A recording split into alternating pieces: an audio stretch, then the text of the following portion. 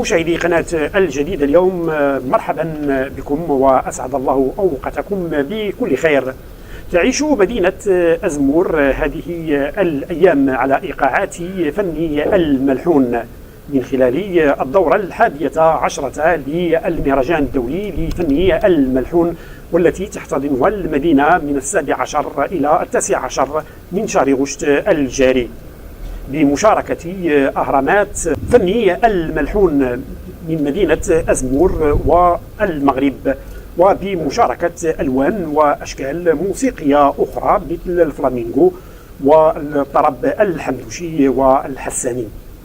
في هذه الحلقة اخترنا لكم لونا من الألوان الموسيقية التي تمثل الموروث الثقافي المغربي المشاركة في هذه الدورة، ويتعلق الأمر بمجموعة الفنان مصطفى القمراني للطرب الحساني وفن القدرة والفيزيون بباب الصحراء قلميم، مجموعة ألهبت منصة المهرجان وحققت تفاعلا جماهيريا متميزا، خاصة بعد إلقائه لأغنيته الصحراء ستبقى مغربية. لنتابع.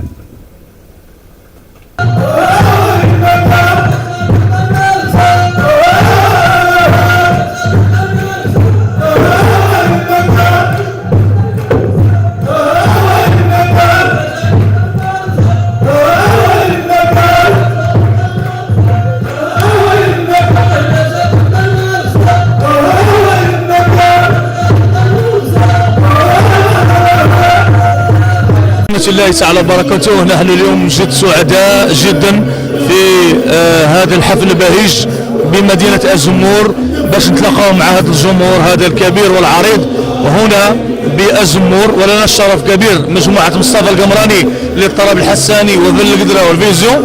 اخترنا اليوم على أننا نؤدي واحد الرسالة سامية، خصوصا أننا في مغرب الثقافات، مغرب متنوع بجذوره من ثقافة حسانية وأمازيغية وإضافة إلى عدة ثقافات. هذا المهرجان هو مهرجان كبير في دورته 11 ملحونيات اللي كيجسد واحد سيرة وصل ونافذة وإشعاع. المهم من هذا كامل احنا أغانينا اليوم غتكون أغاني على رسول الله صلى الله عليه وسلم وعلى فن القدرة وعلى أغاني وطنية مثلا كيف كلمات ديالي.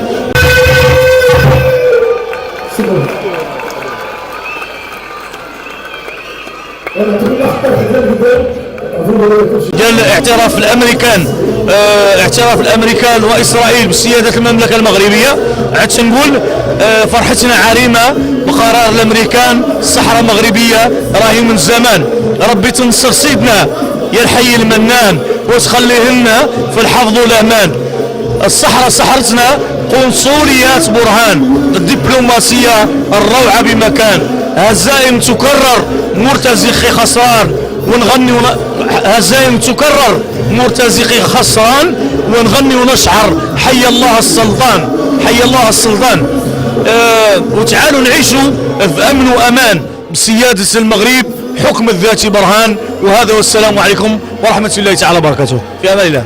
أول مرة كتشاركوا أول مرة يعني كتشاركوا في مهرجانات أخرين بالنسبة للمشاركات ديالنا ماشي غير مشاركة في مهرجان الملحونيات، مشاركات في جميع التظاهرات الوطنية المغربية، مشاركات أيضا دولية، برلين مثلا، العاصمة الألمانية، فرنسا، بلجيكا، البرتغال. يعني جلنا الحمد لله بهذا الفن ديالنا العديد من المناطق الوطنية والدولية. وهذا والسلام عليكم ورحمة الله تعالى وبركاته. في أمان الله. يعني أنتم سفراء الموروث الثقافي الحساني. ولا أنسى أن نقول على أننا نحن سفراء للموروث الثقافي الحساني، ولا تفوتني الفرصة إلا أن أشكر المسيرين والقائمين على هذا المهرجان اللي هو ملحونيات في دورته 11 من كبيرهم إلى صغيرهم. واتمنى إن شاء الله المسيرة ما توقفش هنا، المسيرة تكون مستمرة والعطاء يكون مستمر. هذا المهرجان صراحة جميل. شكرا للداعمين، شكرا للناس الخفاء، والسلام عليكم ورحمة الله.